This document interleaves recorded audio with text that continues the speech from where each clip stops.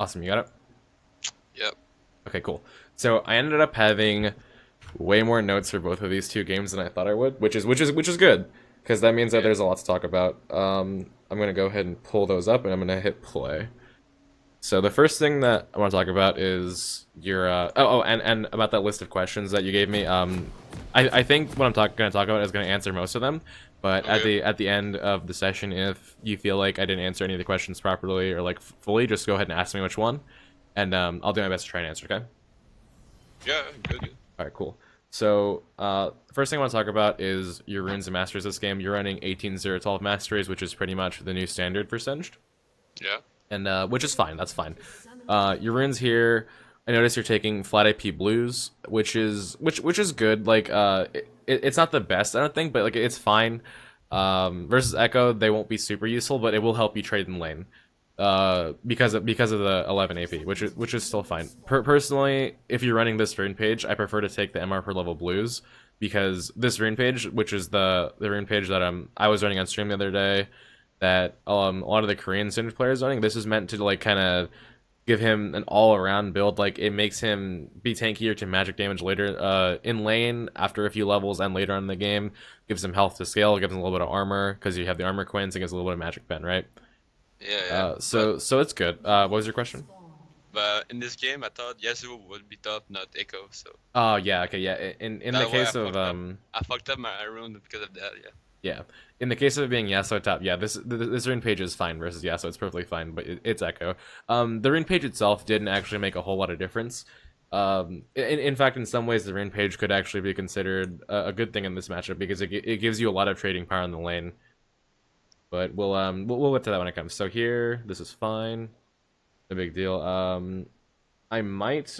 Okay, here's what I'm gonna do. I'm actually gonna forward the clip a bit until we get to the point where I want to talk about. This is good here. So what you're doing here is you're letting it push in your lane, but right about here. Actually, no, I accidentally went to the beginning. That's awful. I'll just fast forward again.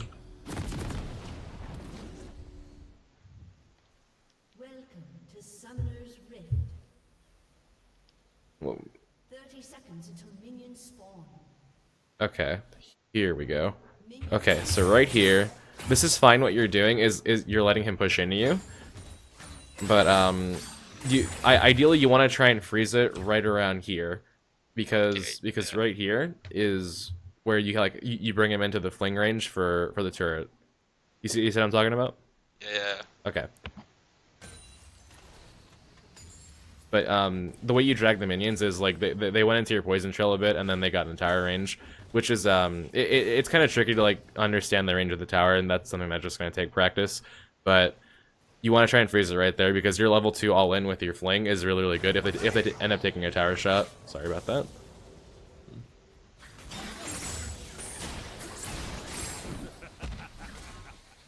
The trade was fine.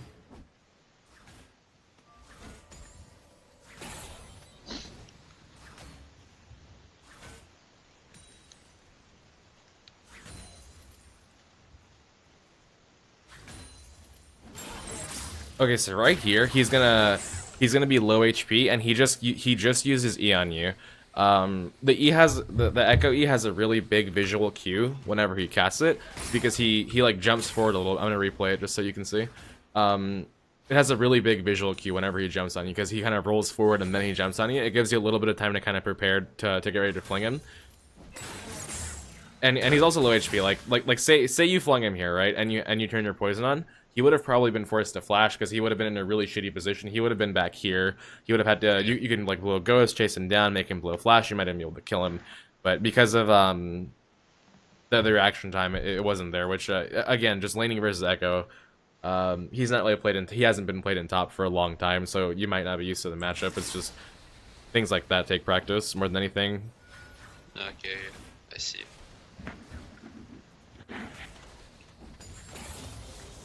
Okay, so right here, I want you to watch his minion count, okay? You have one cannon that's about to die, and then you have two minions back here that are also about to die. He has 1, 2, 3, 4, 5, 6, 7, 8 minions. That and he also just leveled up. That means if he were to fight you here, he would have a huge damage advantage from him having higher base stats due to his level up, having way more minions and having the extra ability to do damage or CC you with, which is what he leveled up right there. He leveled up his E, which is the CC. Okay. So you want to be really aware of that, because what ends up happening is he catches you with the E, and then he gets damage on you, and ends up killing you with the flash. I have a question for you here. So do you play with sound on in game, or do you leave your sounds off? Yeah, I got sound off because I play music when I play. Okay. So.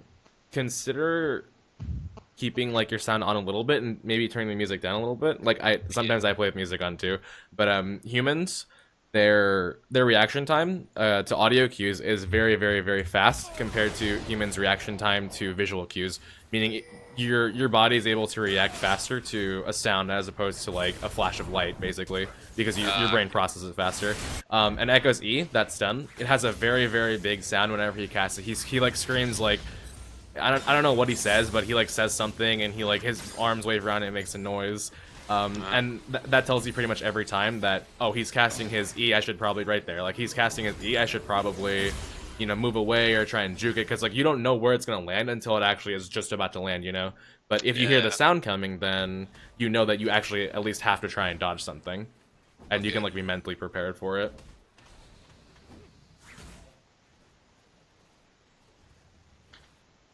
Okay, so here, he's gonna engage on you again right here. Okay, so right here, he just eat onto you, right? And you know that he used flash to kill you before, and he also has low mana, which means if you were to fight him here, you'd probably be able to kill him. Like if you popped your ghost and you like use your poison, use your potion charges, you would almost definitely be able to kill him here, because if you look at his MR, he has, what is it? Okay, 47 MR. That's not that much, because you have your Darkstone and Corrupting Potion. It's not enough to like make him survive. Especially right here, you see how you got him really low with the autos. If you ghosted on him and all in him, you would have been able to kill him, because you had the previous knowledge of him having no flash, and his E is only escape ability. Even maybe right here, you probably still could have gone for it, because your fling was up again. Yeah. Yeah. Big things I think to consider is just using your fling on him whenever he goes for you. That fling on the cannon is something that I'll talk about later. I have a note about it, but it's not really important right now. But yeah. Okay, so my next note is I'm just gonna double speed through this, because there's a lot of small stuff, but I'm gonna hit on it pretty much after this next recall.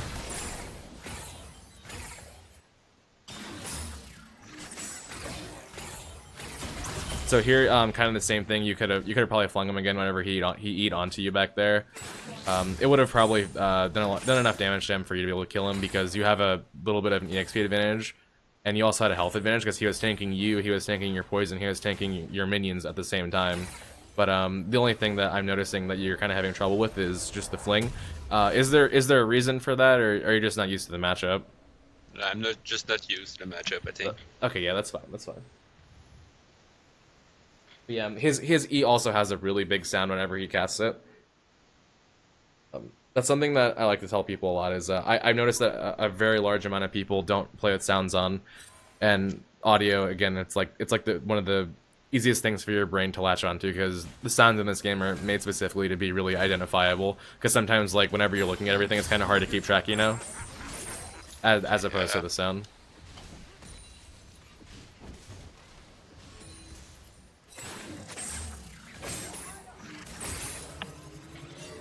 Okay, so again, right here, I'm gonna pause it. Okay, right here, right when you fling him, he has no mana, right? His ult costs 100 mana at all levels, and if you look at his mana bar, he has 25 because he just used his Q to fight you there. So basically that means is he got in range of you to trade with you, use all of his abilities, and he has no ult. He also has no flash, because his flash he has on a 300-second cooldown. That's about 5 minutes.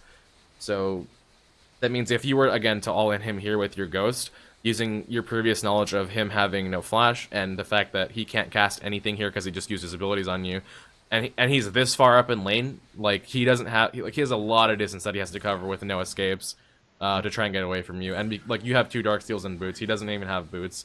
It would have been a pretty good kill right here with the Ghost. because and again, because like you have the insight mastery, and the cooldown of Ghost is low naturally, so you have like 153-second cooldown.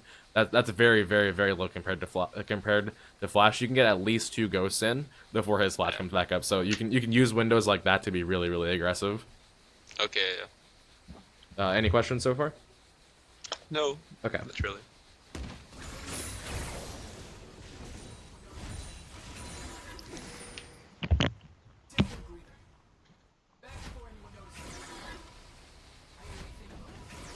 And see, so like right here, he kind of realized what he did. Do you see how he's just like kind of being just barely outside of the range of your fling?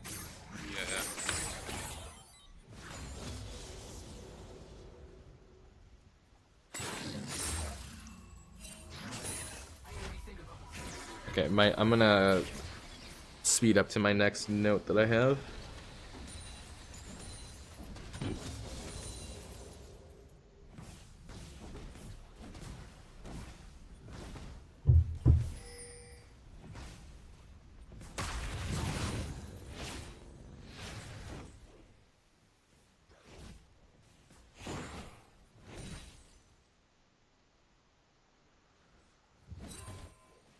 Okay, so right here, I want you to notice what's happening in mid. So your teammates are chasing Yasuo up the river, and just something to be aware of is that the first thing that Yasuo is gonna do is he's gonna run to his teammates, and your teammates are chasing him. It's not a bad chase by them. Singed as a champion, he's really good at, like, whenever you play him, it's easier to watch the map than with other champions, because when you're playing Singed, your poison trail is doing all the work of DPSing the minions, so you have like you kind of have like more processing power in your brain to just try and like pay attention to the map, basically, because it's not as intensive to CS with Singed as opposed to other characters. You get what I'm saying? Yeah. Okay, yeah. So I have a rule, right? Whenever I'm playing, I always try and like force myself to look at my map every 2 seconds, every 3 seconds. And this is gonna sound kind of like dumb, but the way I train myself to do that is, a few years ago I just like wore like a rubber band on my wrist, and I would just like snap it every time I forgot to look at the map every like 2 seconds, every 3. I kind of like just forced myself to learn it, basically. Okay, It's just a little fun training method. And then you also have 2 Dark Seals and a Corrupting Potion charge, and you have your ultimate and Ghost. Like if you were here for this fight, you most likely would have been able to just kill the enemy team for your team, and even probably save Mastery here. I have a suspicion that Lee Sin would have definitely died, but you could have probably saved Mastery here and ended up winning the fight. Yeah, and just another thing to be aware of is it's a lot easier too whenever your enemy laner is out of lane. Like when they're in lane, yeah, it's hard to watch the map. But whenever they're not there, like just always kind of keep glancing at it. What size do you keep your map on in game? Because there's like a slider for it to like change the size of it. Do you keep it at 100 or? I don't know. Whenever you have the chance, just make sure that you keep the map at 100. I always keep it at 100, so it's like the biggest that it can possibly be. Okay. Personally, I keep the HUD at 1, but I keep the map at 100 because I kind of like have a hang of all the cooldowns at this point, but the map itself is a little bit different. Okay. Because it's just something really important to be aware of. Oh, I missed a point. Let me go back really quick. Okay, so right there, that was a misclick of the fling. You clicked on the minion, I think. Yeah. Not the biggest deal. Like it happens. Like again, it just takes practice. But the thing is, he did realize that your fling was down. He realized that it was off cooldown, so he was able to all in you. Also, that second fling right, I think it was right here. Okay, this second fling, whenever you fling someone, or he's like, especially with Ekko specifically, if he's shooting a Q or someone casts an ability like before you fling them, you can, and this is especially with Ekko specifically, you can run up or down so he doesn't hit you with the second half of Q. Let me see if I can actually show you specifically what I'm talking about. Okay, yeah, so right, actually I'm gonna back up one more time. Okay, so like it's like right here again, you can run up or down. Oh, okay, yeah. Yeah. I see what you mean. Because it has to like actually move back into you to hit you with the second half. Yeah. See, like right there, you dodged the second half of Q on the second time he threw it. That was good. But this versus Ekko specifically, it's a good habit to get into. Here, you didn't dodge the second half. If you dodged the second half, you probably would have lived through that. But again, it's just something that not just Singe, but with all champions, like, because versus Ekko, it always has just the one direction it can go back just towards him. So if you juke to the side, he always misses the second half of that ability.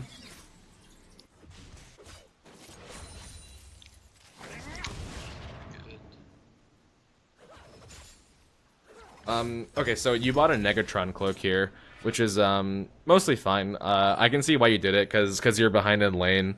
So it's not a bad idea to go tanky. Consider maybe buying a Null Magic Mantle, the 450 gold version, and then a third Dark Seal. And the reason for that is the reason why I personally think that the Dark Seal, the 3 Dark Seal is like a really sweet spot is because the cost of 3 Dark Seal is 1,050 gold, and the sell value is 375, which means you lose 315 gold whenever you sell them. The cost of 4 is 1,400, and the sell value is 980, which means you lose 420 gold. So basically, three Dark Seals is a really good spot where you have like a good amount of regen, a good amount of AP, but you also lose a minimum amount of gold compared to buying 4.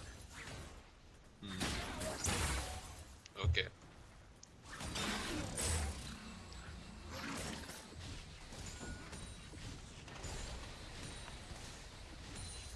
Okay, so right there, you use the fling the last of the cannon, which is fine, but the issue is that he saw you do it, which is why it's kind of a bad habit, because he saw you do it, so now he knows that your fling is down, right? Yeah. Last hitting with Singe is a little bit weird because they changed the way that poison works. Last season they changed it so that it's like a gradual tick instead of like just ticks and burst. So it's a little bit tricky, and because there's so many different like Singe rune pages that you can do that have different amounts of AP and like different points in the build where you will have different amounts of AP because the way that Dark Seal can gain or lose AP, it's a bit of a pain in the ass to learn how to last under tower. But you just got to remember that you have 86 base AD, right? And here, let me actually go back and show you. So you have 86 base AD, and whenever the cannon starts taking hits, it drops to 538, 338, and then right here it drops to 112 right before you kill it. If you waited for the poison to tick just maybe just like 1 or 2 times and then you autoed it, you would have been able to save your fling. Okay. Yeah. And then you would have had it for this next fight because he just saw you do that. And then I want you to watch what he does. He goes right on you right there and just harasses you because he knows that you can't fling him into your tower.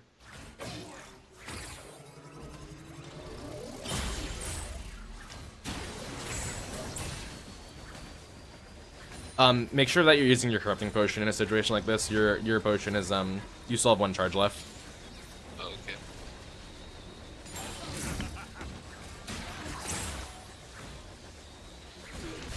Okay. I'm not sure if it would have saved you, but there's a chance because like because you have 2 dark seals, I can't like do the math off the top of my head exactly how much HP you would have saved, and numbers are overrated anyways, but it's just a good habit to get into, basically, is what I'm trying to say here. Okay.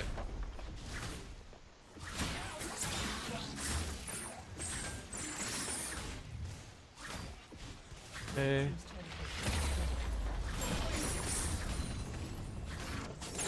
Alright, I'm gonna... I think the Merc Treads here are a decent choice.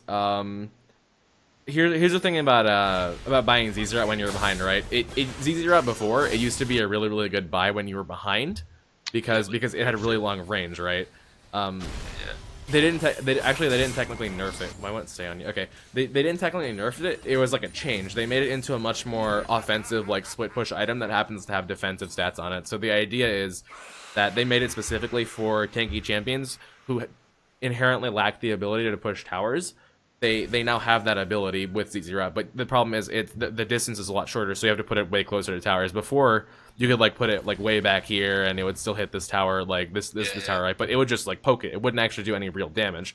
The new one does 4 times as much damage, but you have to put it like 3 times as close. So you kind of have to defend it, It's better whenever they're out of lane, but it also makes it really easy to kill, so it's not like the best defensive item. You can use it to defend your tier 2s really effectively if you are that far behind, but ideally that's not what you want to use it for. Okay. I see. So a better, in my opinion, a better choice here would have been for after you bought your Darksteel, so just go straight into your Merc Treads, and then go into an RG, and that would give you a little bit of extra sustain, to give you extra HP, give you extra mana, and you also have the MR that way to try and like tank the cycle out a little bit. Okay. My next point. So this fight here is fine. This is a good response. Got the assist. You didn't want to get too close to him, which is good. He probably would have been able to burst you down, but you got the assist with your slow, which is good without getting yourself into killer range or anything like that. So that was good.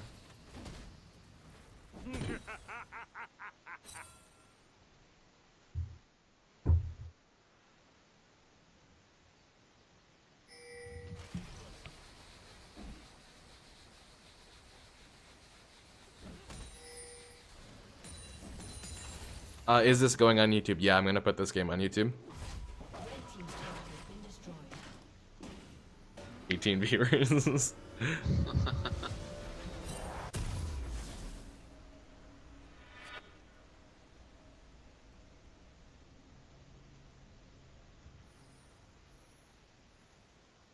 Okay, so here it's better for you. I noticed that you bought a blue trinket. Because you're on the defensive, it's better for you to keep a yellow trinket here because it costs resources for them to kill yellow trinket wards, and they don't know where they are in the first place, so there's a chance they could miss them. If you were to have your RG right now, if you had an RG right now, I would actually argue that it's good to have the blue trinket, but you don't have your RG. And the reason for that is that with RG, you actually need to be able to keep vision of your enemies that you're chasing to keep the speed buff, so RG is good for that reason. But here, you don't have RG and you're playing on the defensive. Like, if you're up here and then, say, you put your blue trinket, like, in this bush right here, or if you put it in this bush, like, back here, then Ekko can just walk in there and just find it and instantly kill it, right? But he just died to Raptors. But, with a yellow trinket, hold on, I'm gonna pause it right here. With the yellow trinket, he has to have a sweeper, or his support has to come scan for it, and there's a chance that they miss it, and you have two. So it's a little thing to consider that whenever you're on the defensive, yellow trinket tends to be a little bit better. Okay. So right here, Morgana has the bind on him, right? And this is a good chance right here for you to put a goo fling down. You can like put your goo back here and then fling him into it because he's like standing still, right? There's really easy for you to set it up. And he ended up taking tower shots because he just got done like hitting you and stuff like that, and your minis all just died. So instead of like just going for the fling here, go for the goo fling here. I know that sometimes like it's hard to set up goo fling when you're moving, and that's also something that takes a lot of practice. But whenever they're standing still, it's something to consider. Just getting into like the habit of doing as Singe, just goo fling, goo fling, goo fling. That's something that a lot of the Korean Singe players have been doing differently than foreign Singe players this season. They've been focusing on goo flinging as much as they can, because the extra 2 seconds of poison whenever they get rooted it adds up after a while.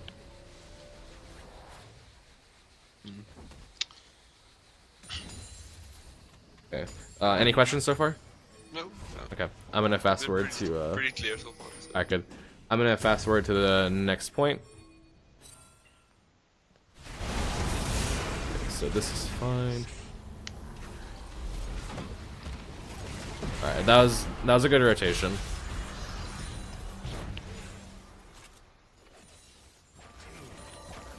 Okay, so right here you're running like the top lane, which is fine. Honestly, this right here is your team's fault for getting into a fight that they can't handle. This is not your fault because you know Yasuo is that fed, and they shouldn't be trying to fight him. So if anyone blamed you here for this, it's definitely not your fault. So don't feel too bad about that.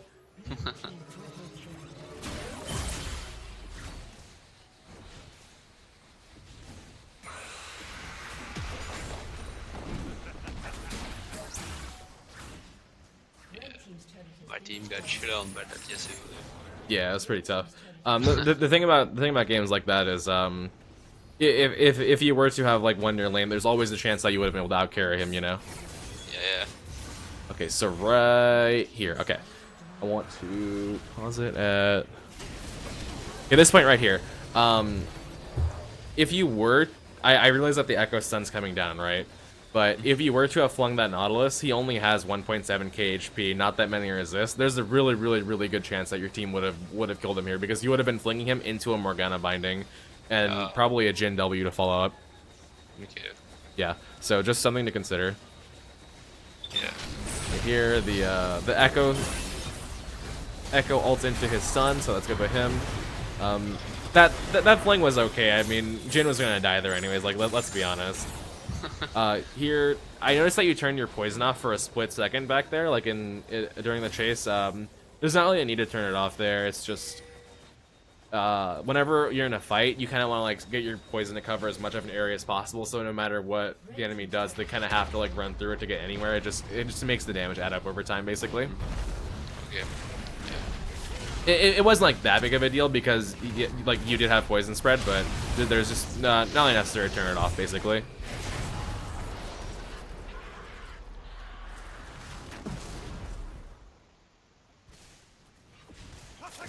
Okay, and this game's almost over in terms of things to talk about, but I'm gonna go ahead and fast forward to the next point.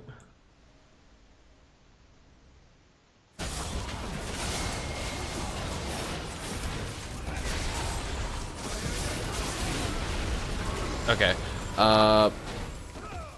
right here. Okay, look at what this Yasuo does. Right, he waits until right here because he wants to get close to the Morgana. He Qs you, hits the Morgana, and goes onto her. And this is the right decision, right? You get close to him. I'm not sure if you had your fling. Okay, yeah, you had your fling available. You could have probably flung him away from her. It probably wouldn't have saved her, but it would have stopped some damage from going on to the rest of your team here. It wouldn't have made like that much of a difference, but just a good habit to get into is whenever Yasuo's going on to your teammate, always try and fling him away. It just helps like heal him a little bit, basically. Oh, yeah. Here there's not much because like you didn't have any vision of the saber, so there's no way you would have known that she was coming. That's not your fault right there.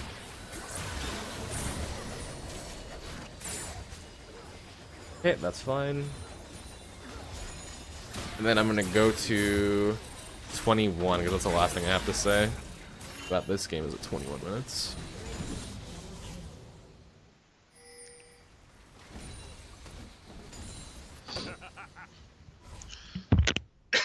Sorry. No problem.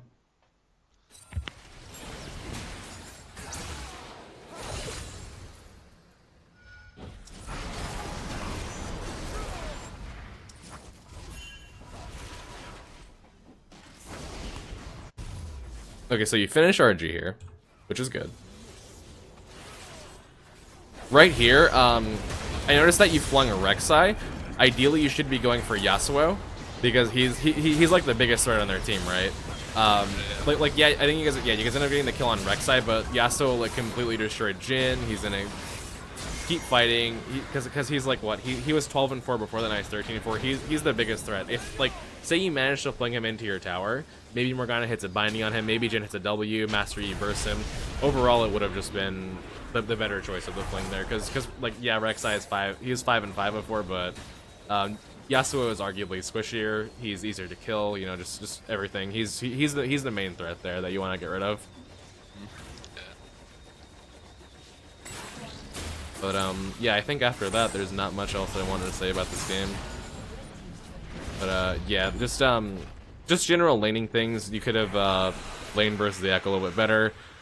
Maybe had more farm, more items, maybe a little bit of an advantage even, and maybe you could have had some good team fights to accurate the Yasuo. Like yeah, he got really fed off of things that were mostly out of your control. But one of the biggest things was this fight over here in the river in the early game that you could have helped turn around, and that would have probably shut down his snowball.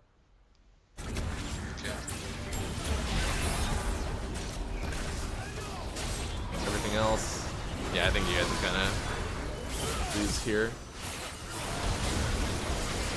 Yeah, there's not much else to watch in this game. All right, so I'm